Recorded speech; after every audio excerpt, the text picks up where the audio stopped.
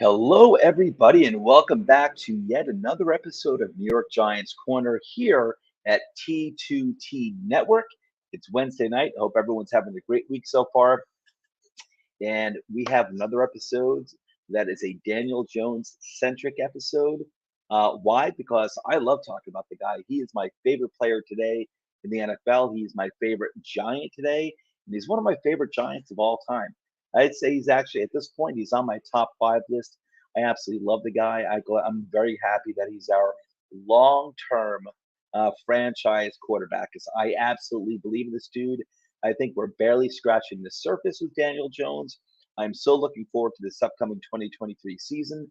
And I want to do this episode because of what Chris Simms said about Daniel Jones last week when he put out his top 40 quarterback list, I think it is.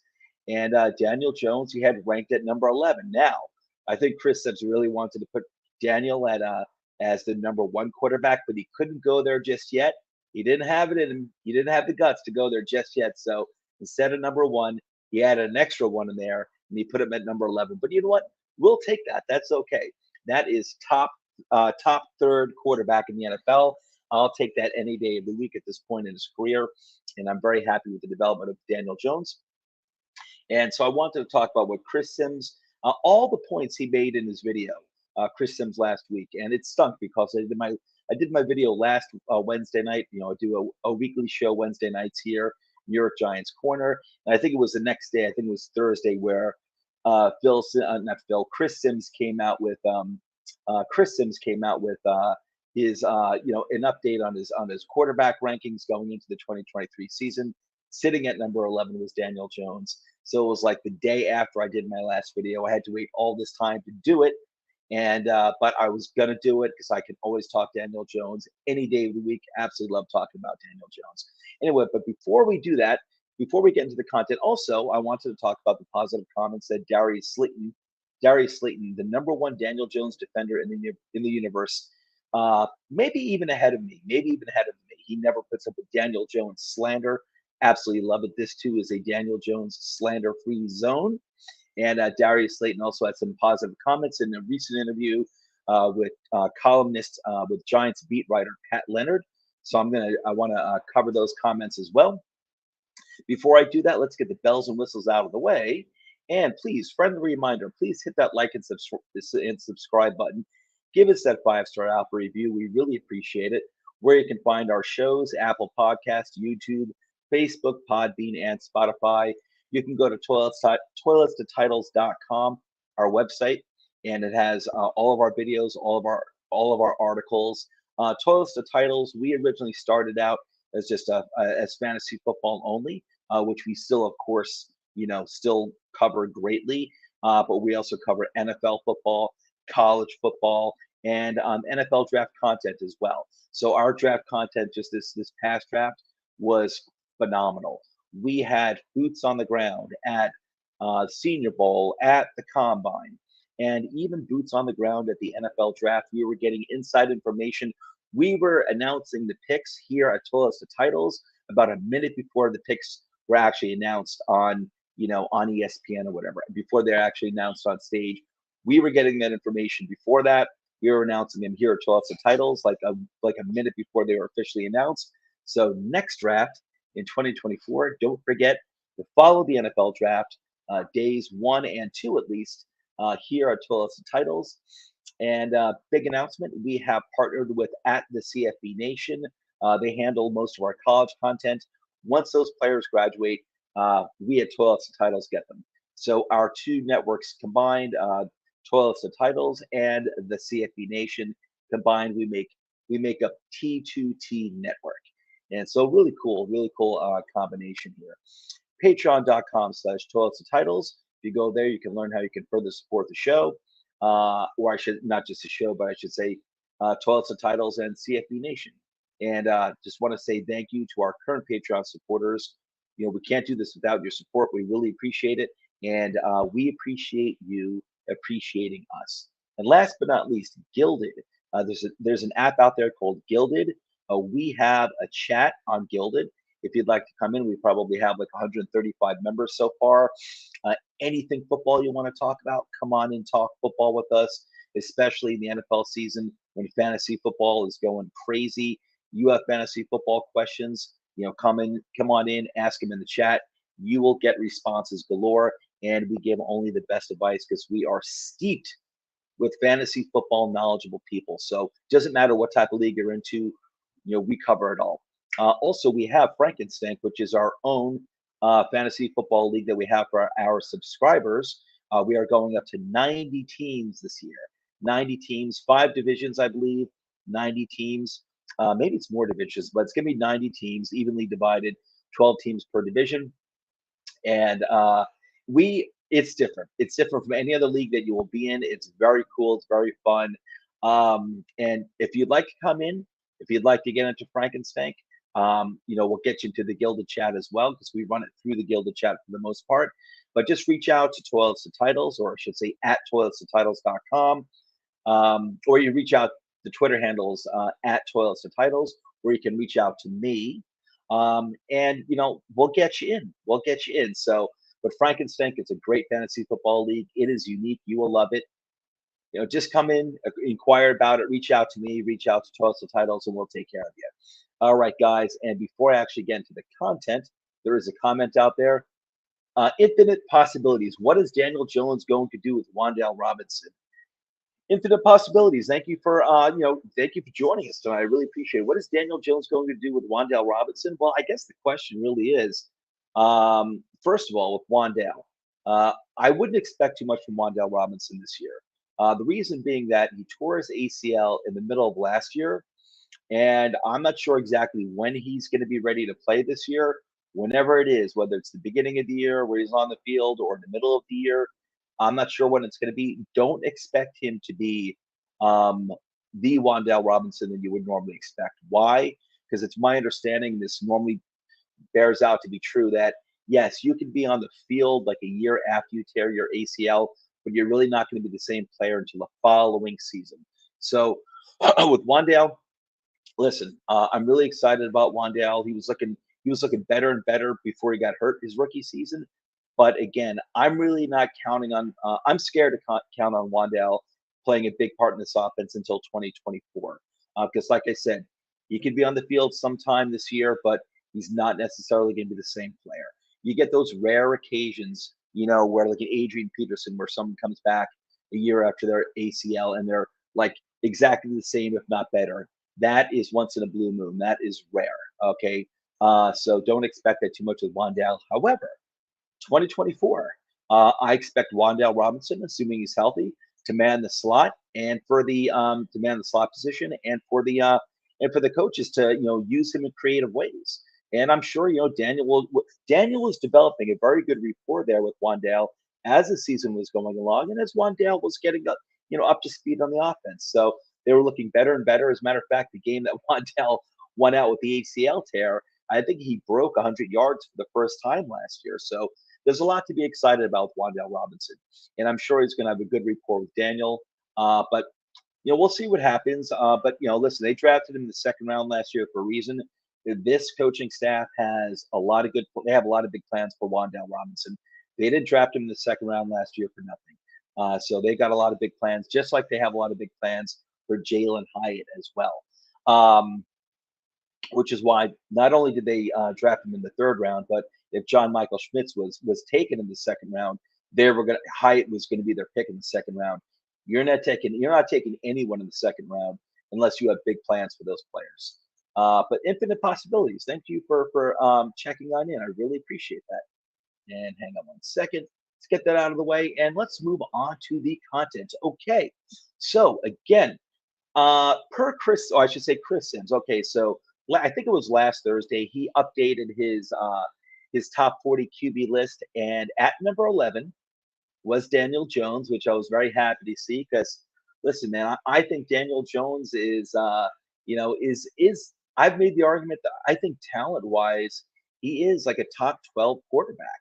I felt that last year, by the end of last year, that he's a top 12 at least he's a top 12 talent. Maybe he's not there just yet, but I agree with Chris Simms that, um, you know, after this season, at least he's going to be like a top 11 quarterback. I actually think after the season, Daniel Jones is going to be consistently seen by most people as a top 10 quarterback by the end of the 2023 season. I think everything's finally coming together.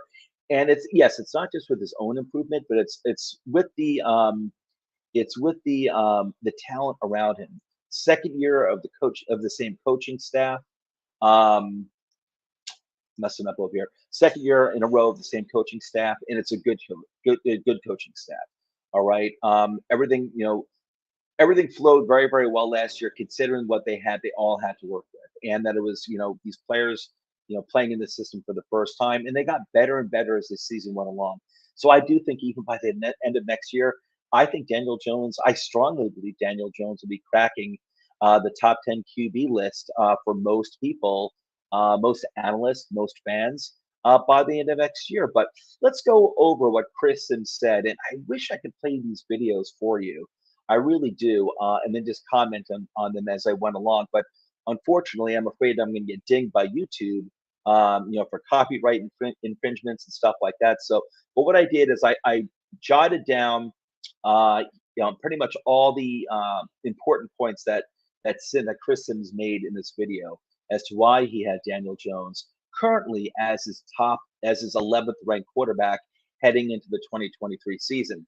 And Chris Simms starts off with this is a little out of order, but I was trying to group certain things together, so it's a little out of order. But one of the first things Chris Simms said is that, and he pointed out, and I'm a huge believer in this too, that size is a skill, and it's a skill that can't be taught. It's something you have.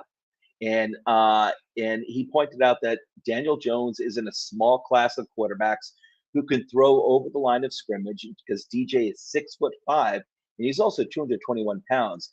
That's the last weight I can find in Daniel Jones. I think he's been working out so often, he's developed so much that I wouldn't be surprised if he's like 225 or two. I think he might actually be 230 pounds at this point, to be honest with you. But he's 6'5". He's extremely tall.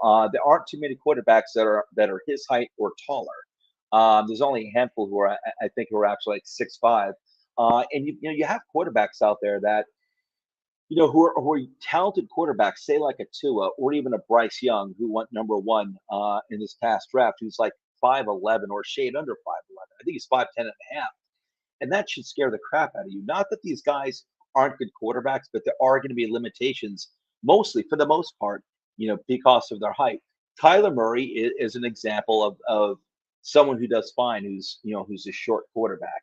But he may have his limitations too. He had a bad year. I think it was really just a bad year for him.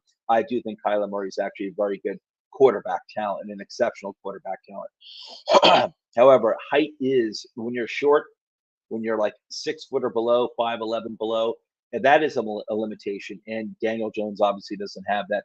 He's surprisingly tall. He's not built like Josh Allen. Like Josh Allen is built like a lumberjack. Daniel is approaching that. He's the same height as Josh Allen, and he doesn't weigh too much less. He just has a slightly different build. But Josh Allen is more built like a lumberjack. But I do think it's important because you are able to see over the entire offensive line. You can actually scan the field from the middle of the pocket. Some shorter quarterbacks, they have to shift to the right or to the left. They have to scramble a little bit to even see what's going on down the field. And some of these quarterbacks are good at making that work, but it kind of sucks when you have to do that because of the limitations in your height. So that's what we're starting off with, but that is by far not the most important thing. Let's move on to the more important points that Chris Simms was talking about. And here is, really the key one. This is like the theme of Daniel Jones. And especially for supporters of Daniel Jones like myself, Daniel Jones made more last season. He made more with less as much as anyone in football. And I agree with that. You can't, for me, it's impossible. If you're going to be analytical, if you're going to be, and I am a Daniel Jones supporter, but I'm a Daniel Jones supporter not because I'm a Giants fan. I want my team to succeed. If I think the quarterback can't do the job, then I want to move on from the quarterback. But it's not just last year. Ever since he started as, was the starting quarterback for the Giants, I've always seen in Daniel Jones what I felt like I needed to see for this guy to be an upper echelon quarterback. Now, does that mean elite quarterback? No, but like a like a top 25% quarterback. And I think he's had all those attributes. And we're going to go through those, through this extensive list here that Chris Simms was talking about that he put together. But I've seen over the years everything I needed to see from Daniel Jones, maybe flash a little too much and not consistency. But I think the consistency has to do with, the coaching and the talent, but specifically, especially the coaching around him. And that has been inconsistent. So that's led to some inconsistencies on his part. But I think he's only really been able to flash because nothing around the guy has been consistent more than anything. And I think the coaching staffs, especially the last one, was trying to coach around the limitations that was not named Daniel Jones and Saquon Barkley. I think they were trying to coach around the limitations on the offensive line as well as the weapons, which I think the weapons have been the depth has improved greatly this offseason. And they added Darren Waller, and Hyatt could wind up being something pretty special as well. But you know what? I mean, as of right now, besides Darren Waller, when it comes to the wide receiver specifically, we don't have a proven wide receiver one, but they added a lot of depth, and that counts for a lot considering how many years in a row we've had to play quarterbacks literally taken off the street, literally taken out of FedEx or Walmart, or bagging groceries somewhere. And no offense to anyone, who bags groceries or anything or works for those companies that I just mentioned, but I'm just talking about going from that to playing football games. Like we've had wide receivers literally in that situation, like literally off the street way too often over the past few years. It's been ridiculous. And now we should have at least the depth to weather injuries if they happen, so that's a good thing. Because consistency is important, and we have not had that around this quarterback, really up until this previous season when we finally started getting consistency, with the wide receivers, at least the second half of the year, as well as the offensive line. So the offensive line too. They need to be able to work together, get to know each other, understand who's going to do what when things are kind of breaking down.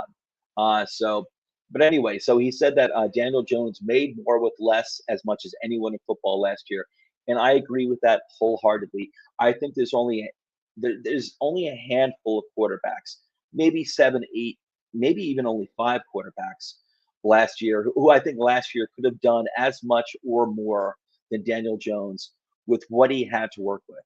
And obviously, the elite quarterbacks like Josh Allen, um, you know, uh, what's his name from Kansas City? I'm brain farting right now. Mahomes, Justin Herbert, maybe Joe Burrow. Yeah, probably, but I've never seen Joe Burrow really succeed at a high level without Jamar Chase. I'm not saying that Daniel Jones is better than Joe Burrow yet, but I've never seen Joe Burrow, play at a high level without Jamar Chase or T Higgins. I'm not saying he should, but I'm saying I've never seen it before. So I think there's only, I don't think, and I have a lot of respect for Dak Prescott. I think Dak Prescott is a very good quarterback in this league. I think Kirk Cousins is a very good quarterback in this league. I don't think either of them would have made the playoffs, would have gotten the Giants, would have led the Giants to 9 wins last year and a playoff victory on this Giants team last year. I don't think Prescott or Kirk Cousins could have done that. And that's the level that I too have Daniel Jones right now. Is with Prescott and Cousins. And that's where Simms has them as well. I think he had Jones a one spot ahead of Cousins. And he may have had him ahead of Prescott too. I don't remember, but I have them very, grouped closely together. And I don't think either of those quarterbacks would have done as well last year as Daniel Jones did with what he had to work with. And even though they may be slightly better passers, maybe than Daniel Jones, I think Daniel Jones, makes it work with his legs that they can't do. So it's an attribute. It all goes together. Um, and Chris Simms made the point that there were plenty of games last year where, especially against better defenses, where they're he says 10 to 12 plays in a row where nobody's open. Yeah, a slight exaggeration, but he says 10 to 12 plays in a row where nobody's open, and yet Daniel Jones is getting positive yards. And that's true because he's got his legs, and Daniel Jones did a very good job last year with his pocket presence, his pocket awareness, not holding on to the ball too long if things were breaking down or people weren't open, of running, or even getting rid of the ball into tight windows, and which we're going to talk about a little bit more here. He goes on to say that Daniel Jones had he had incredible control and accuracy, nailing 10 to 15-yard tight window throws. And yes, that's one of the things I want to talk about a little more in depth. Daniel Jones has always been an accurate quarterback, and I don't care what these stats say. This guy is an accurate quarterback at all levels of the field, because I've seen it. Now, there's got to be consistency around him as well, with the wide receivers. He's had wide receivers too that, have had a history of drops, whether it's Darius Slayton, who I defend. I like Darius Slayton a lot. I always have. Whether it's Evan Ingram, and I also defended Evan Ingram as well, but he was known for his drops, not just a high number of drops at the worst times too. And there was one season too, I think it was, I don't know if it was 2 or 3 seasons ago, where it seemed like, Evan Ingram there were plenty of instances where he didn't drop the ball, it would go off his hands and get intercepted.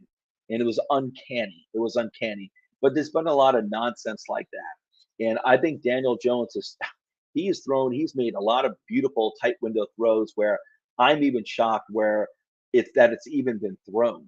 I remember, I think it was his rookie or his second year in particular. This is just one example that always stuck out in my mind, where it was against Arizona. And he made, I don't know, it was like a beautiful 25-yard pass to, I think Ellison was the name of the tight end. It was a tight end who used to be on the Vikings. He was no more of a blocking tight end. It wasn't Kyle Rudolph. It was the year before we got Kyle Rudolph. And so the guy wasn't even known as like a receiving tight end anyway. And Daniel made this beautiful throw to this tight end, pretty much, as at the goal line as he's running into the end zone. And the guy was surrounded by like a triangle of Cardinals defenders. And it was tight. Like there really wasn't much space between all three defenders. And Daniel got it in there. And I couldn't believe he even threw it to begin with. Listen, if he didn't make it, it would seem reckless, but he made it. Kind of like the saying, like, it's not bragging if it's true. It's the same thing with a great quarterback throw. If you can make it, throw it. Go ahead. But you better make it. And he made it. And he's done that many, many times, where just beautiful tight window throws. It's the only way to describe them, where you think the wide receiver's not open at all, and he just darts it right in there. So, and that's short and medium passes. Longer passes, which we'll get into a little bit more, though, he's accurate on those as well. And with the players that we've accumulated on offense, particularly specifically Darren Waller, Jalen Hyatt, Paris Campbell, they're going to be opening things up downfield this year. That is definitely the plan for this offense. I know these coaches want to do that last year. Your coaching staff, your offensive coaches came from Buffalo and Kansas City. These guys absolutely wanted to, have more deeper plays, more explosive plays. And they just weren't able to do that last year. And if you think the limitation was because of the quarterback, listen, maybe you're right, but number one, that means I'd have to be wrong, and I'm never wrong when it comes to Daniel Jones. It also means that both Brian Dable and Joe Shane would have to be wrong if they committed $40 million a year to Daniel Jones. And they're only going to do that. They only would have done that if they believe that this guy can throw the ball accurately at all levels of the field, including deep passes, including explosive plays. So they believed in him enough. They saw enough in this dude, like I've seen, to make that commitment. So he is accurate. He's had this, there are this is nonsense that goes out there. It's not just about Daniel Jones, but it's BS. And there's a good saying that, a lie gets around the world once before the truth gets out of bed. And you get a lot of crap out there, whether it's Daniel Jones or someone else, where it's not true, but it goes out on YouTube or ESPN or whatever, and it becomes like a mantra that's repeated over and over and over again. But it's inaccurate. It's inaccurate, and it's not truthful. And one of those is that Daniel Jones is an inaccurate quarterback, and that is not accurate. That is inaccurate. He's actually an accurate quarterback at all levels of the field. So listen, and like I said, if the coaching staff didn't believe in that and the GM didn't believe in that, Jones would not be around today as the Giants quarterback. Let's see. He also said that when plays break down, nobody's open. The offensive line is crashed, and Daniel Jones runs for a first down. Exactly. So he was excellent this year. At the first few years, he was waiting in the pocket, staying in the pocket too long. Oftentimes looking to make a play downfield quickly. When he saw recognize that things were breaking down quickly, the offensive line was getting blown up, or players, the receivers were not open or were not open yet. He made things happen. He ran and he get a first down or get positive yardage. Okay, wide receivers last year, and he had a list of the wide receivers last year, and these are just the more notable ones, but these aren't exactly household names except for Barkley. Wide receiver or receivers last year: Slayton, James, Hodgins, Barkley, Bellinger, Wandale, and David Sills, and that's just like the best of them. So these are, and that's not a knock against any of these players. I like all these players for various reasons, but none of these guys are like Jamar Chase, or a Jefferson or a Tyreek Hill. I mean, Barkley's a superstar player. You know, no complaint there. But none of these guys are like household names. You wouldn't be drafting any of these guys in fantasy football, as your wide receiver one or even wide receiver two, most likely. And Slayton was the only wide receiver last year to eclipse 700 yards. And that's not on Daniel Jones. I mean, Slayton didn't even really see the first few games. He was basically in the doghouse with the coaching staff for the first few games, which made no sense to me. They almost cut him. They almost cut him for David Sills and some other crappy wide receivers. Completely ridiculous. That's where the coaching staff was mistaken. I never agreed with that at all. But thank God they kept Slayton. Slayton wound up having a good year for the Giants, and but he was the number one wide receiver at 700 yards. And you're going to tell me that you're going to put Slayton with a great quarterback and that offensive line and those other limited weapons around him, and Slayton's going to be a 1,200-yard receiver? I don't think so. I don't think so. The offensive, and this is not a point that Simms made, but it's a point that I'm making. The offensive line was ranked like around 30th by PFF last year, and I believe it. I believe it. Not that PFF is the end all be all, but they are. They're a cool tool. They're a good tool, and and listen, I believe it. But something else I believe too is that just the eye test, the offensive line for me was a lot better. It wasn't elite, far from it. It probably wasn't even mediocre, but I could see with my own eye it was a lot better than it had been for the previous few years. And the offensive line got better and better as the season went along. Evan Neal didn't, and that's important. Evan Neal will be a key figure this upcoming season for the Giants. But the offensive line was like ranked around 30th by PFF. So listen, there's still a lot of room for improvement there. And when you have an offensive line that's not strong and a wide receiving core that's mediocre, you've got one superstar on your team, to hand the ball or throw the ball to, in Saquon Barkley. Those are severe limiting factors there. His most drastic improvement was his pocket awareness and presence. I agree. Listen, I think Daniel Jones, every single year throughout his career so far, has improved on quite a few things. And last year, it was his pocket presence and awareness. He did not hold on to the ball too long. I know he got sacked a lot last year, but it's different from the previous seasons where he was clearly just, waiting for something to develop when nothing was there to develop.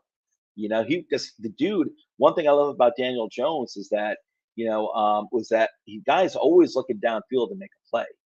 He's not someone who prefers to just dump off the ball, a yard behind the line of scrimmage. He's actually someone, even from his rookie year, was always looking downfield to make a play.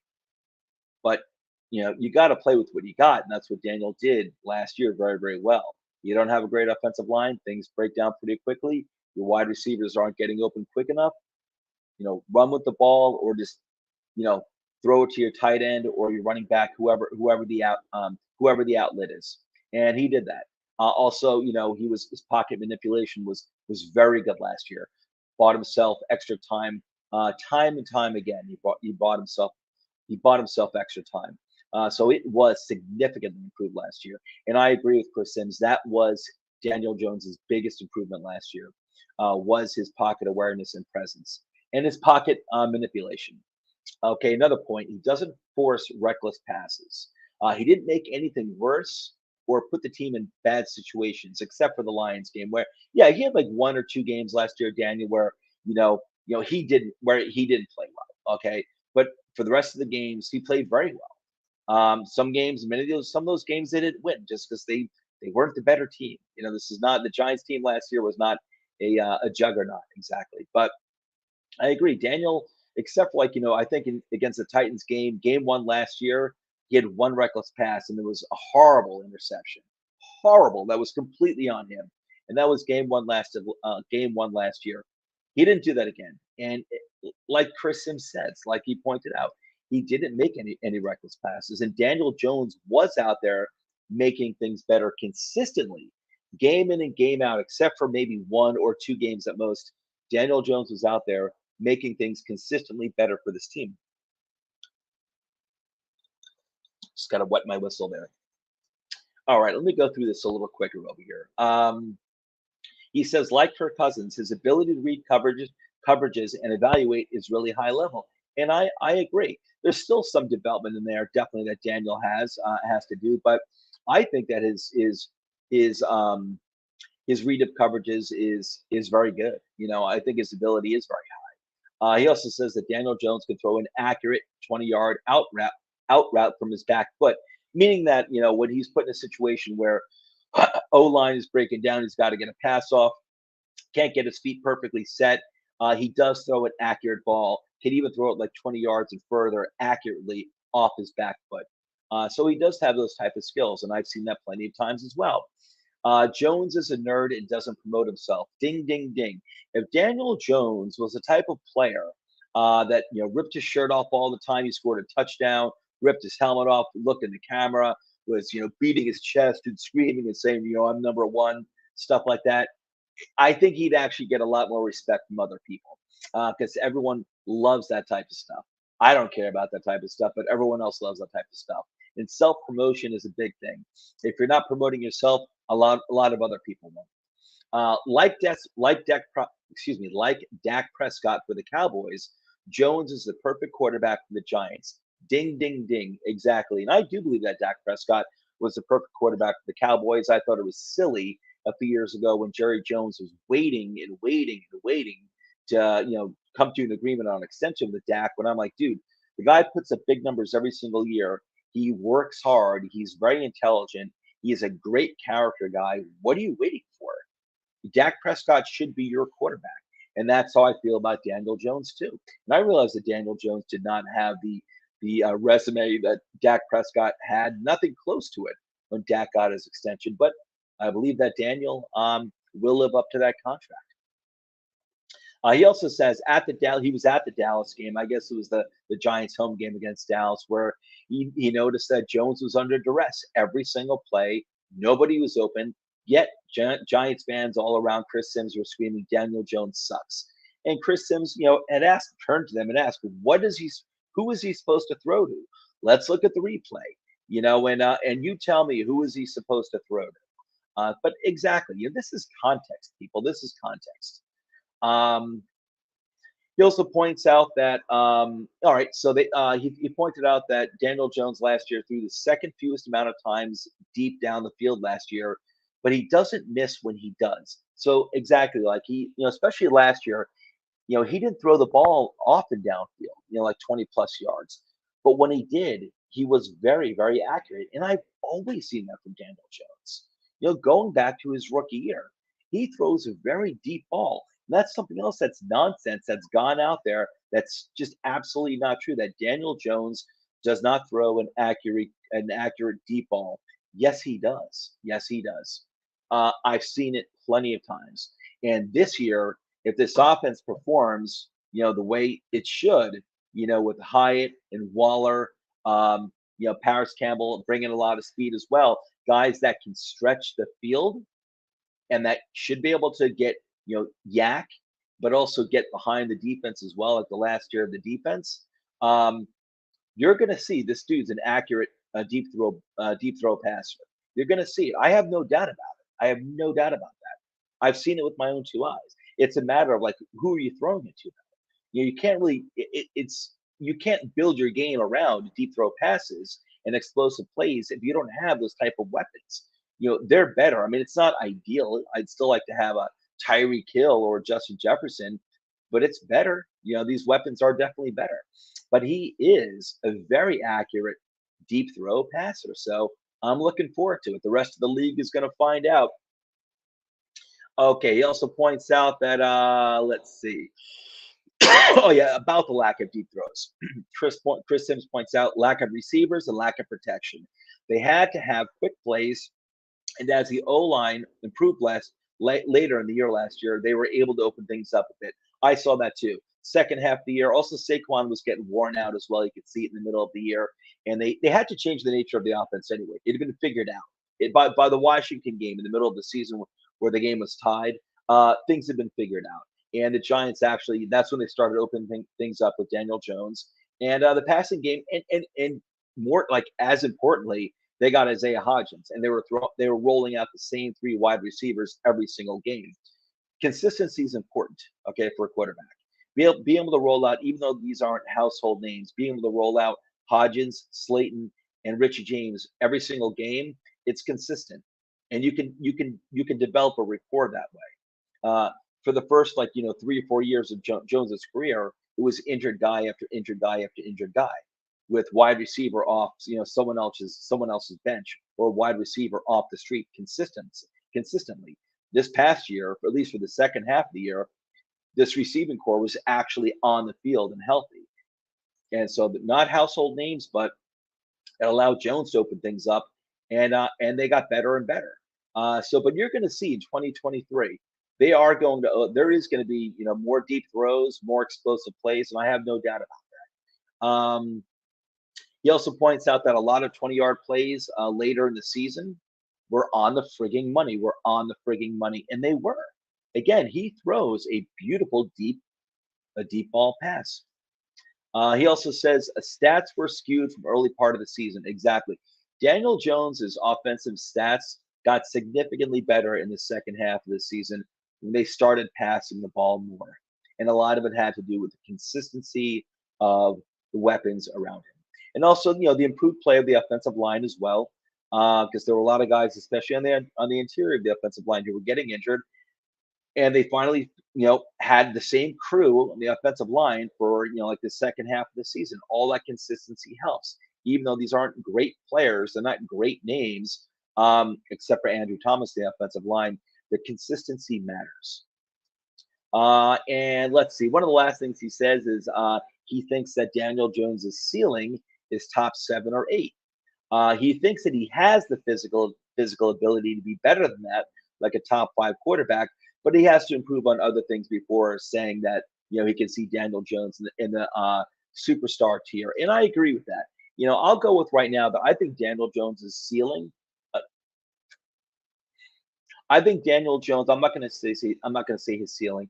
I think his ceiling can be top 5 quarterback in the NFL. I do think that's his ceiling, top 5 quarterback. I think that's what he can legitimately reach. I think what he will do is either this year or next year will consistently be seen as a top 7 or top 8 quarterback. He will consistently be a top 10 quarterback. I think starting in the 2023 season. I feel very strongly about that. I do think his tier is top 5 quarterback in this league. I'm not saying number 1, but I think his tier. I think his ceiling is top tier quarterback in the NFL. He's improving every single year. I love this dude. I love this guy's work ethic. I love his skill set. I like everything he brings to the table. Everything he brings to the table, I love, and I think he's a very well-rounded quarterback. And the last thing he said was that with Daniel Jones, it's all on the up and up. I agree 100%, Chris Simms. All right, so let's move on to Darius Slayton. We're almost done here. Darius Slayton, who around that same time, or like a day or two later, had an interview with Pat Leonard. And Pat Leonard asked Darius, they touched on different subjects, but one of the things they talked about was Daniel Jones. And we all know Darius Slayton is a huge Daniel Jones defender. Defender number 1 right after me, I'd say, but Darius Slayton is a huge Daniel Jones defender. And Darius Slayton made some great points. And one of the things he said was that people who rank players, those people underestimate how much turnover affects players. And it's true. A lot of times when I hear criticism of Daniel Jones, I think a lot of times context is not taken into consideration. There is context. And Daniel Jones was ground zero of the Giants rebuild. Ground zero of the Giants rebuild was not 2018 with Saquon Barkley. I hear a lot of people say that. I think most fans think that. That's not true. Saquon Barkley in 2018, when they drafted him in the 2018 season, that was still about trying to build around Eli Manning at the time. It was trying to get that team into the playoffs with the Eli Manning like one last time. The thinking at that time was, okay, we had a really bad season in 2017, but we had a really good season in 2016. What was the real team? What was going to show up? And they invested in that 2018 team, including with Saquon Barkley, to help out the offense, to help out Eli Manning. And it failed miserably. Nothing to do with Saquon Barkley. He had a phenomenal rookie year. He was awesome. He was worthy of being the number 2 pick. He was phenomenal. It had nothing to do with Saquon at all. Just the rest of the team was not good at all. The rebuild started. Pick number 6 in the first round, Daniel Jones. At that time, they already started to tear apart the old team and started to build up this young team. And Daniel Jones was the first pick in that rebuild. He was ground zero of that rebuild. And there has been no consistent. First of all, their first few years, definitely a severe lack of talent on both sides of the ball. Whether it was wide receivers with OBJ being traded before Daniel even started on the team. Before I think he was even drafted, OBJ was traded like a month before Daniel was drafted. OBJ was was traded. So, and his wide receivers who are talented, but no OBJ, whether it was Golden Tate, Sterling Shepard, Evan Ingram, these dudes were always injured, always injured. So, really no receiving core, a crappy offensive line, which you've had for a long time, which I do believe is getting better now. Crappy offensive line, a defense that was lacking talent everywhere. It had some young talent, some good young talent, like Dexter Lawrence, like Dalvin Tomlinson at the time, like Leonard Williams, who they traded for, and that was pretty much it. That was it. And Daniel Jones was ground zero of the rebuild. It wasn't like this dude was parachuted into a team, that was, fairly young, won some playoff games. They were just looking for a new young quarterback. No, he was ground zero of the rebuild with like a lot of these other young players. Um, so, you know, but his first head coach, who was also the offensive coordinator, Pat Shermer, was fired after that first year.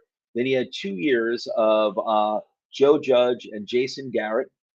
And then you had, and now you've had finally, thank God, Dable and Kafka.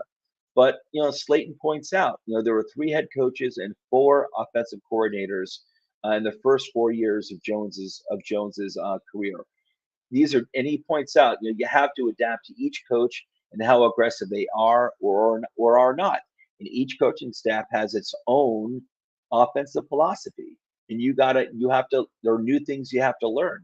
There are new things that you have to take into consideration as a quarterback.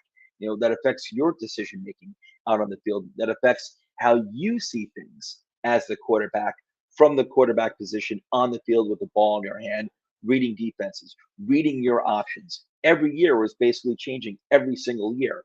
Your prism as a quarterback is changing like every single year how you're supposed to be looking at things. So they really put him in a really bad position. It was horrible. Same thing with Justin Fields. I think Justin Fields is on a really great trajectory, but I feel really horrible for him too because he was drafted to a shitty team with a shitty coach and mostly shitty players around him too. And you know what? I give him kudos for going out there, making it work for the most part. Justin Fields is doing his job and he looks better and better and better. But he was put in the same position as Daniel Jones, and it's horrible. It was horrible. Other points that Darius Slayton makes that Daniel Jones has proven he's a franchise quarterback, and all we needed was someone to come in and allow him to be him. I agree. You had to have faith in this quarterback, and just let him be himself. Go out there. Don't put too many limitations on the guy. Yeah, if you have to limit the offense because of the weapons around him, that's fine. I get it. If we don't have deep receiving threats, then you can't really call it deep passes. I wouldn't do that either. but let this guy make decisions. And I felt like Joe Judge and his staff didn't really allow for that. This dude's a baller. I love Daniel Jones. This dude's a baller. You've got quarterbacks out there who some head coaches have to push their quarterbacks to be aggressive. You don't have to do that, Daniel Jones. People act like, here's another thing that's bullshit. People act like he's not an aggressive quarterback. That is not true at all. The dude, his rookie year, you can see his aggression. He was always looking downfield. He finally got, I think, experienced enough, wise enough, wizened enough this year to realize that, listen, the game is in his hands for the most part as the quarterback. You can't always be looking downfield for a killer shot, even though you're accurate downfield. You can't be doing that, especially when your offensive line stinks. That's called maturity. That is, keeping things under control. That's playing within the limitations of what's around you, of what your offense is capable of. And yes, I do think Daniel Jones has elevated this team and this offense and the players around him. Yes, I do. Darius Slayton also says that he and Jones both did well their first year. They scored a lot of points, but the D wasn't good. That's 100% true. There were plenty of games that year, Daniel Jones's rookie year, which is also Darius Slayton's rookie year. They both played very, very well. And the Giants' offense wasn't really the problem. They'd start off slow. They'd always be down like 10-0, but they usually came back in most games and tie up the game like 21-21 or something like that, and then wind up losing in the fourth quarter like 30-21 or something, because the defense stunk. The defense was horrible. The offense in 2019, it wasn't great, but it was light years ahead of the defense. The defense was horrible in 2019. And I remember, someone asking poor Pat Shurmur, who I really liked a lot, near the end of the season, because there were a lot of games where the Giants were in it and they could have won, but they would choke the game. They would choke the game. And they would, I remember Pat Shurmur being asked by a journalist, why is it, why do you think the Giants can't, the team can't pull out these wins? Basically, why are you always choking? And Pat Shurmur's response was dead on. And it's the response I would have given. And that is, this team is not ready to win. So Pat Shurmur said, the head coach said, just a flat out fact. This is a young team, and they're not ready to win. They don't know how to win yet. That's what it is. So, and that was 2019. And that's what Daniel Jones was on pace, to throw 4,000 yards and something like 32 passing touchdowns in his rookie year, like ground zero of a rebuild, with not the greatest offensive talent around him as a rookie, and he's a rookie quarterback himself, an absolutely shitty defense. And here this dude is, here this guy is, this quarterback, this young quarterback was on pace to throw for 4,000 yards and 32 passing touchdowns. That's incredible. Those are incredible numbers. He has never been, his problem his rookie year was fumbles. It wasn't interceptions. He's never been an interception machine. People act like he's, like he's an inaccurate passer, and that's not true. The big problem of his, which had to be corrected, and it was, the first 2 years of his career were the ridiculous amount of fumbles. But a lot of it had to do, a lot of it was strictly his fault. His pocket awareness was not good, but it's improved significantly. Has it not? It has. He's proven he's a quarterback that can improve in every facet of the game that you want to see as a quarterback in his 4 years. Every single thing you want to see from a quarterback, he has shown, he's proven that he can improve every single way as a quarterback that anyone can improve. He's improved. Okay, let's move on to Darius Slayton here. He also said, he said we were starting to even things out on both the O and the D. He's talking about now, where the Giants sit now. Where finally, he remembered his rookie year, the Giants offense, it was pretty good, and they did put up points. They did. They put up points. The defense was horrible. And then the previous, the 2 years after that, the offense stunk under Joe Judge and Jason Garrett, but the defense was pretty good. But he pointed out now things are starting to balance out, where the offense is becoming better and more consistent, and the defense is becoming better and more consistent. And why is that? It's better coaching, but it's also better talent too. So, but Darius Slayton makes a great point. They're starting to build up both sides of the field and both sides of the ball, and they're both getting more talent, and they're getting more consistent. So, good point about that too. And then Slayton on Daniel Jones. Actually, Pat Leonard had said to Darius Slayton, he goes, what he heard about Daniel Jones is that Daniel Jones is organizing a lot this offseason, meaning he's organizing a lot of get-togethers with the players, whether it's here in Jersey or in Arizona, where they're getting together, they're running routes, throwing the ball around and everything like that, building camaraderie, but also getting their timing down, getting to know each other. And Daniel Jones has always been known to be this type of quarterback. And I love it. How could you not want that in your quarterback? And so Leonard said he's organizing a lot this offseason. And Darius Slayton says, if it was up to Daniel Jones, we'd be throwing from sun up to sundown every single day.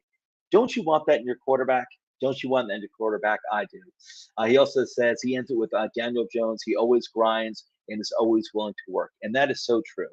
And I'm telling you, man, listen, I don't hate or dislike, Giants fans out there who disagree with me on Daniel Jones. I just disagree with you.